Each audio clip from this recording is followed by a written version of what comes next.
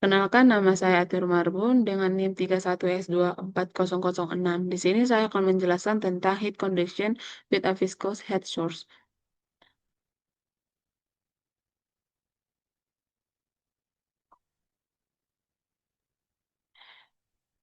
Heat conduction with a viscous heat source adalah perpindahan panas pada fluida yang tidak hanya disebabkan oleh perbedaan temperatur, tetapi juga karena adanya panas yang dihasilkan dari dalam fluida akibat gesekan atau viscous dissipation.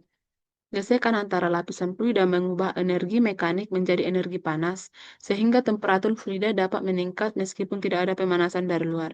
Fenomena ini penting pada aliran fluida kental, aliran berkecepatan tinggi, dan sistem dengan celah sempit karena sangat mempengaruhi distribusi temperatur dan perhitungan energi. Selanjutnya, yaitu fenomena yang terjadi. Fenomena yang terjadi pada heat conduction with a viscous heat source adalah munculnya panas dari dalam fluida akibat gesekan antar lapisan fluida saat terjadi aliran. Ketika fluida mengalir, terdapat perbedaan kecepatan antara lapisan sehingga timbul gradien kecepatan. Akibat viskositas, terjadi gesekan internal yang mengubah sebagian energi mekanik aliran menjadi energi panas. Proses ini disebut viscous dissipation.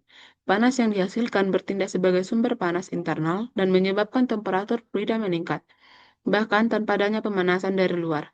Fenomena ini sangat mempengaruhi distribusi suhu, terutama pada fluida kental atau aliran dengan kecepatan tinggi. Hmm. Selanjutnya yaitu elemen volume. Nah, di elemen volume ini, gambar ini terlihat dua silinder konsentris, yaitu silinder dalam dan silinder luar. Sistem ini menggambarkan aliran fluida di antara dua permukaan berbentuk lingkaran, di mana salah satu permukaan bergerak berotasi. Silinder luar memiliki jari-jari R dan berputar dengan kecepatan sudut omega. Karena berotasi, maka kecepatan linier pada permukaannya adalah U sama dengan R omega. Silinder dalam dapat dianggap diam atau memiliki kondisi temperatur berbeda. Fluida berada di celah sempit di antara kedua silinder dengan ketebalan celah B, di mana pada gambar dituliskan bahwa B jauh lebih kecil dibandingkan R. Artinya, celah sangat tipis sehingga sistem bisa didekati sebagai aliran geser sederhana. Simbol R Simbol R menunjukkan posisi radial, yaitu jarak dari pusat silinder. Distribusi kecepatan fluida berubah terhadap arah radial ini. Nah, simbol temperatur TB yaitu temperatur pada permukaan luar atau boundary temperatur. Nah, ya, sedangkan yang T0 itu yaitu temperatur pada permukaan dalam. Karena ada perbedaan temperatur antara TB dan T0, maka terjadi distribusi temperatur radial dari satu dinding ke dinding lainnya. Nah, panah ini menunjukkan arah rotasi. Akibat rotasi ini timbul tegangan geser atau shear stress pada fluida karena adanya perbedaan kecepatan antara lapisan fluida. Nah, selanjutnya itu ada asumsi. Yang pertama di mana silinder luar berputar, yang kedua silinder dalam diam, B sama dengan ruang tempat fluida mengalir atau ruang antar silinder. Yang keempat, panas dihasilkan dari silinder luar yang berputar sehingga menimbulkan gesekan terhadap fluida, yang menyebabkan panas berupa energi mekanik terdegradasi menjadi energi panas. Selanjutnya, terjadi perpindahan panas dari luar menuju ke dalam fluida. Permukaan silinder bagian dalam dan luar dipertahankan pada T sama dengan T0 dan T sama dengan TB, di mana T menjadi fungsi terhadap R itu sendiri. Yang selanjutnya, konduktivitas thermal konstan. Panas yang dihasilkan ini disebabkan oleh disipasi viskos dan disebut sebagai sumber panas volume. Ini ditunjukkan dengan SP. Yang selanjutnya keadaannya itu adalah keadaan pada steady state. Selanjutnya tekukan silinder diabaikan. Dan terakhir fluida Newtonian yang tidak dapat dimampatkan di antara silinder. Nah, ini shield energy balance. Di sini di kontrol volume ini menjelaskan tentang permukaan.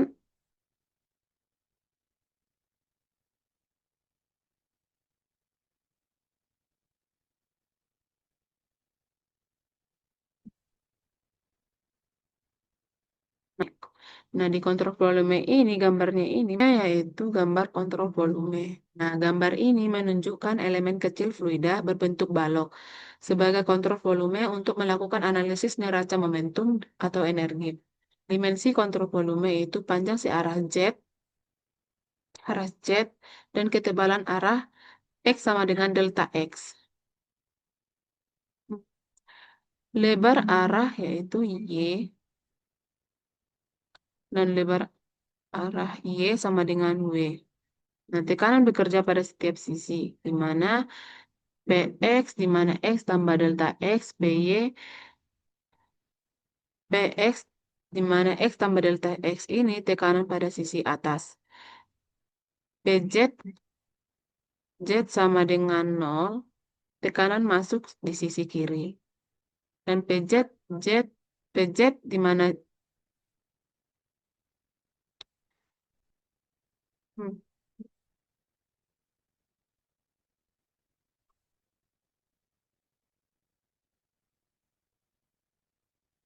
Nah, di kontrol volume ini, gambar ini menunjukkan elemen kecil fluida berbentuk balok sebagai kontrol volume untuk melakukan analisis neraca momentum atau energi, di mana dimensi kontrol volume itu panjangnya arah Z sama dengan L, dan ketebalan arah X sama dengan delta X, dan lebar arah Y sama dengan W. Tekanan bekerja pada setiap sisi, di mana PJJ sama dengan 0 itu tekanan masuk di sisi kiri.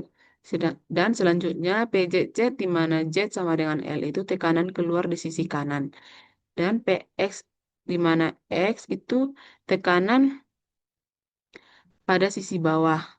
Dan PX di mana X tambah delta X itu tekanan pada sisi atas. Dan PY di mana Y sama dengan 0 dan Y sama dengan W itu tekanan pada arah lebar. Simbol-simbol ini digunakan untuk menyusun persamaan keseimbangan gaya. Misalnya gaya tekanan masuk dikurang gaya tekanan luar ditambah gaya geser sama dengan 0. Untuk kondisi steady state. Nah, tujuannya ini, penggunaan kontrol volume ini adalah yang pertama itu menurunkan persamaan diferensial momentum. Yang kedua menentukan profil kecepatan. Yang ketiga menentukan distribusi temperatur. Nah, selanjutnya yaitu gambar profil distribusi. Gambar ini merupakan penyederhanaan dari sistem silinder menjadi model plat datar sejajar. Di mana karena celah sangat tipis, maka tip B lebih kecil dari R. Maka lengkungan silinder bisa dianggap sebagai plat datar. Ini disebut pendekatan planar cube flow. Nah, sumbu koordinat X itu arah vertikal atau arah ketebalan celah Z, sedangkan Z itu arah horizontal atau arah aliran. Kecepatan fluida dinyatakan sebagai VZ X, artinya kecepatan hanya berubah terhadap posisi X. Profil kecepatannya itu berbentuk linear. Nah, 0 di dinding bawah karena no slip condition. Selanjutnya maksimum di dinding atas karena bergerak. Karena adanya gesekan antara lapisan, fluida muncul shear stress atau tegangan geser. Distribusi temperatur dinyatakan sebagai Tx, di mana T0 di suatu dinding, Tb di dinding lainnya. Artinya terjadi perpindahan panas secara konduksi dalam arah X. Hmm. Energi ini yang masuk pada X di mana yaitu LW kali EX di mana X yang keluar pada X tambah delta X di mana LW kali EX di mana X tambah delta X. Nah, persamaan ini itu merupakan fluks energi molekular. Selanjutnya itu yang masuk pada Z sama dengan 0 yaitu W kali delta X, di mana Z sama dengan 0. Yang keluar pada Z sama dengan L, yaitu W kali delta X PZ, di mana Z sama dengan L. Yang ini, persamaan yang ini, itu merupakan flux energi konvektif. Nah, selanjutnya masuk di masuk pada Y sama dengan 0, yaitu L kali delta X dikali PY, di mana Y sama dengan 0. Yang keluar pada Y sama dengan 0, yaitu L dikali delta X, di mana Y sama dengan W. Karena fluida tidak mengalir, melainkan bergerak rotasi silinder luar, flux energi konvektif diabaikan, maka laju energi masuk melalui transport molekular dikurang laju energi keluar melalui transport molekular sama dengan 0. Selanjutnya itu shell energy balance-nya itu yaitu W kali L EX, X dikurang, di mana X dikurang WL kali EX, di mana X tambah delta X sama dengan 0. Nah, untuk menyederhanakan ini, maka dibagi dengan W kali L kali delta X. Nah, maka dapat hasil seperti ini, EX, di mana X dikurang EX, di mana X tambah GX. Delta X sama dengan delta X per delta X sama dengan 0. Nah, setelah dapat ini, maka kita limitkan di mana delta X-nya menuju 0. Maka EX, di mana X dikurang EX, tambah X tambah delta, di mana X tambah delta X per delta X sama dengan 0. Nah, setelah dilimitkan dapat hasil seperti ini, di mana DEX per DX sama dengan 0. Nah, setelah dapat hasil ini, maka diintegralkan dengan memindahkan sisi ruas, di mana integral dari dx sama dengan 0, integral dari dx. Maka EX sama dengan C1. Nah, E-nya ini yaitu E sama dengan energi flux vektor, di mana E sama dengan setengah EV kuadrat PV kuadrat ditambah EH dikali V ditambah tau P dikali X, di mana X-nya ini kondisi panas dan ini setengah ini sampai sini itu merupakan kinetik dan entalpi. Nah, di tau P ini merupakan tegangan geser dan kecepatannya. Nah, setelah itu ditinjau komponen dari flux energi gabungan. Maka dapat setengah EV kuadrat ditambah EH dikali V sama dengan 0, di mana sama dengan 0 flux energi kinetik vektor sepanjang X tidak ada perubahan kecepatan ke arah X, maka Vx sama dengan 0. Nah, selanjutnya itu 2, si tau kali V ini merupakan flux kerja molekular. Maka dapatnya itu tau XX, di mana tau XX Vx tambah tau XY Vy tambah tau Xe V2 X dikali Vy sama dengan 0, maka tau V sama dengan tau Xz dikali Vz, di mana tau Xz sama dengan min nu dVz per dx. Maka tau V-nya itu sama dengan min nu V2 dikali nu dVz per dx. Nah, ketiga itu Qx sama dengan min K kali dt per dx. Yang ini merupakan flux panas molekular. Maka Ex sama dengan 0 ditambah min Vz nu kali nu dVz per dx ditambah min 1 per K dt per dx.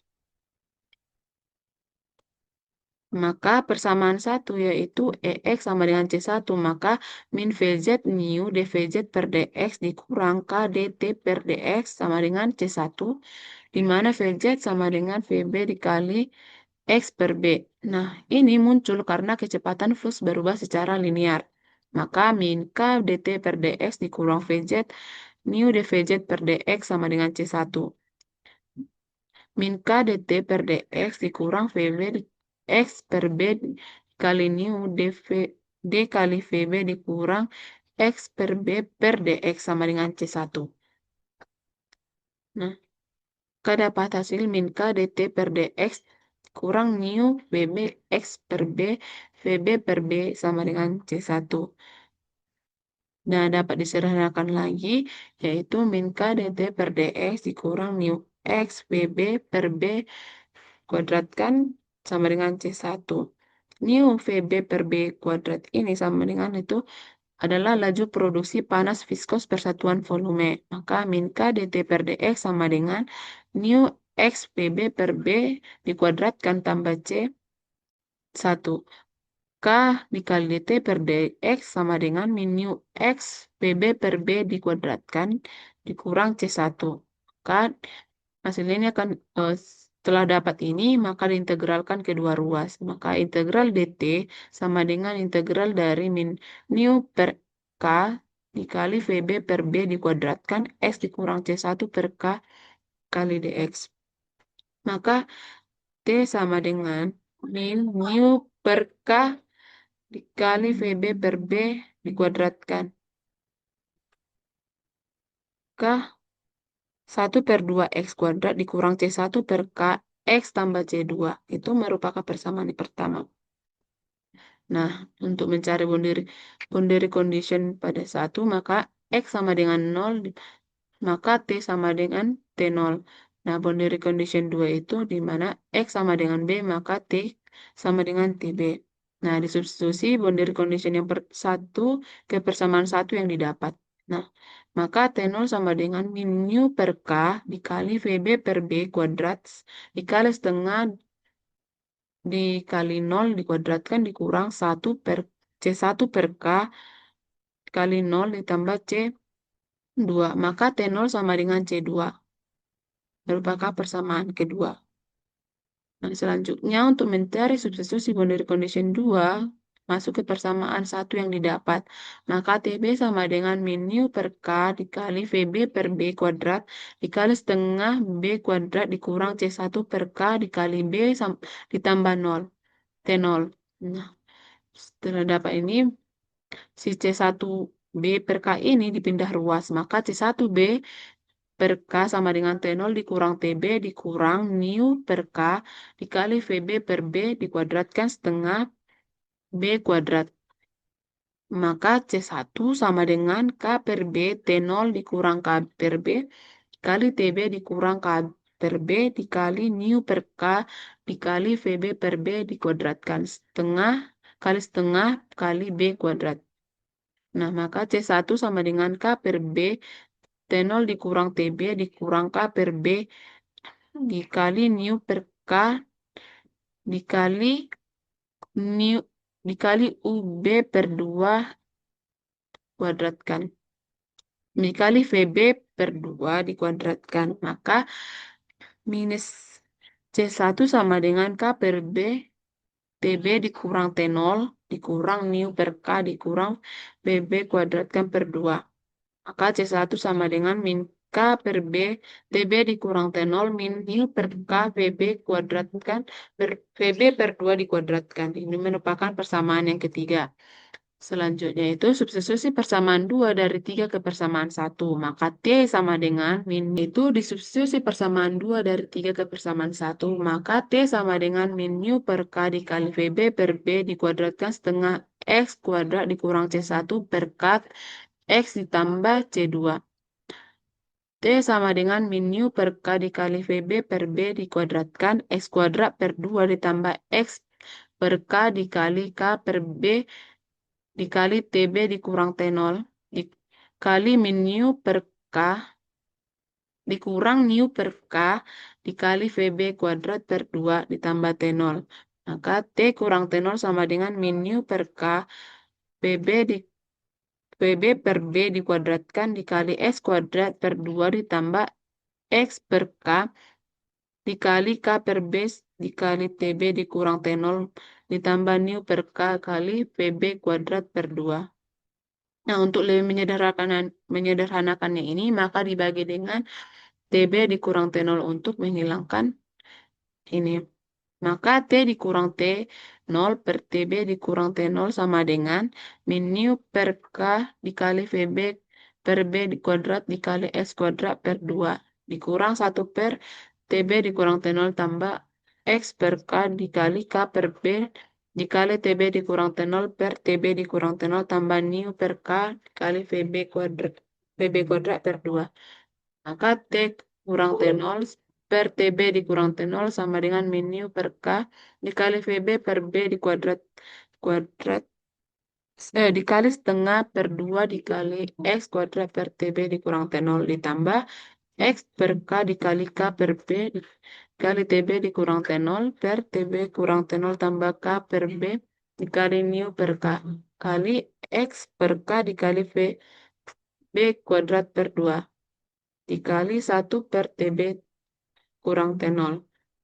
Nah, selanjutnya itu dapat hasil seperti ini, yaitu T kurang T0 per TB dikurang T0 sama dengan min nu per K kali VB per B kuadrat kali X kuadrat per 2 dikali TB kurang T0 tambah X per B dikali TB dikurang T0 per TB dikurang T0 ditambah nu per K kali VB kuadrat per 2 dikali 1 per TB dikurang T0.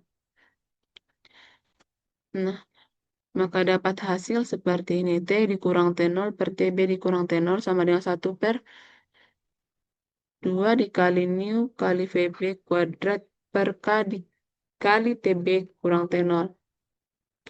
Seharusnya ini nu per K dikali VB kuadrat per TB dikurang T0 dikali X kuadrat per B ditambah X per B tambah X per B dikali nu per K dikali PB kuadrat per 2 kali TB kurang T0.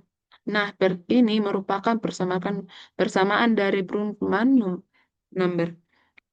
Maka T dikurang T0 per TB dikurang T0 sama dengan setengah BR dikali X per B dikurang min X per B ditambah X per B. Sekian dari presentasi saya. Terima kasih.